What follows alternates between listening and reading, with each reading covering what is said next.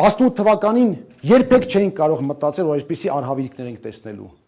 նվաստացում ենք տեսնելու, օրենքների խախտումներ ենք տեսնելու։ Իսկապես մեր մտքով դա չէր անցնում, բայց արի ուտես, այդ ամենը եղավ պատճառների մասին կարող ենք երկար խոսել եւ դեռ կխոսենք, բայց այս պահին ես ուզում եմ մի փոքր նայենք դեպի ապագա։ Իսկ ապագայում մեզ սպասում են ընտրություններ։ Հունիսի 7-ին հեռու չեն։ Շատ դժվար ընտրության առաջ է կանգնած մեր ժողովուրդը, որ նայում ես քաղաքական դաշտին, տեսնում ես բազմազանություն, բազմաթիվ կուսակցություններ, որոնք հայտ են ներկայացրել։ Մեկը ասում է, ես խաղաղություն եմ բերել։ Ինձ որ ընտրեք կլինի խաղաղություն։ Բայց որ մի քիչ ուշադիր ես նայում, մի փոքր ուսումնասիրում ես, տեսնում ես, որ իրենց քայլերով ուղղակի Հայաստանում սպասարկում են Ադրբեջանի շահերը։ Եվ ամենահետաքրքիրը, ասում են խաղաղություն ենք բերել,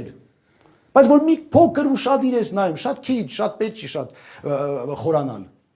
Հասկանում ես, որ ընդամենը իրենց կառավարման ընթացքում բերել են պատերազմ,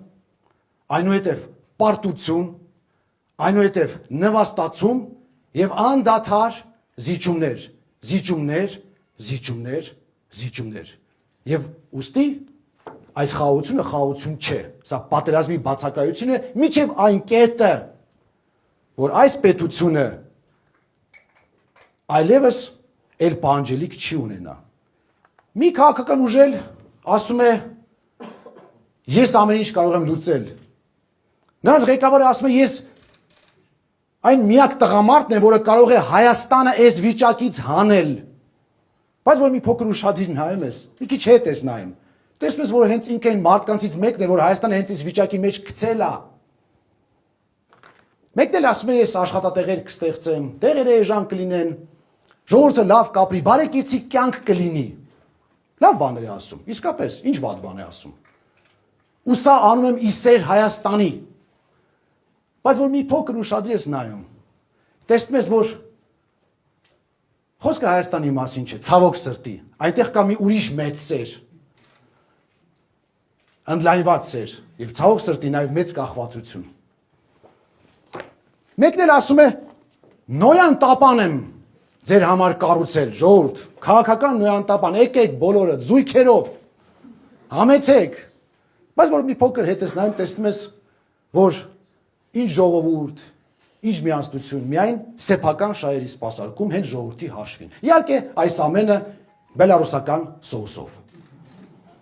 Մեկն էլ ասում է, ես Եվրոպամետ եմ։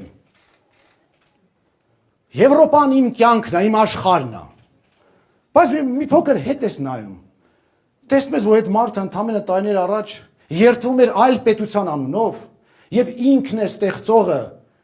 գույքը պարկի դիմաց հասկացողության։ Բայց այսօր ինչն է հետարքիր, որ այս Եվրոպամետ մեր ընկերը այսօր ուղղակի ԿՊ-ի շատ էժանագին պարտձել կանա։ Կան քաղաքական ուժեր որոշ, որոնք ասում են, դե մենք ոչ մի վատ բան չենք արել,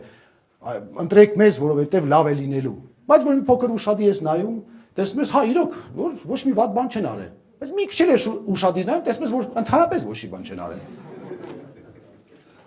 Ես ամենևին էլ նպատակ չունեի այլ քաղաքական ուժերին վատաբանելու։ Ես ընդամենը արձանագրեցի փաստերը, ճշմարտությունը, որը գիտեն բոլորը, եկել է ճշմարտությունը ասելու պահը, որովհետև դիմաց ընտրություններ են։ Եվ մեր ժողովուրդը պետք է իմանա այդ ճշմարտությունը, որպեսզի կարողանա ճիշտ ընտրություն կատարել։ Իսկ ճշմարտությունը հետևյալն է, հարգելիներս, մեր պետությանը, մեր ժողովրդին պետք է նոր ուժ, որը կփոխի այս ամենը, որը ի վերջո ոտքի կկանգնեցնի Հայաստանը։ Նոր ուժ, որը սկզբունքներից չի հեռանալու։ Եվ այդ նոր ուժը, հարգելիներս, մենք ենք։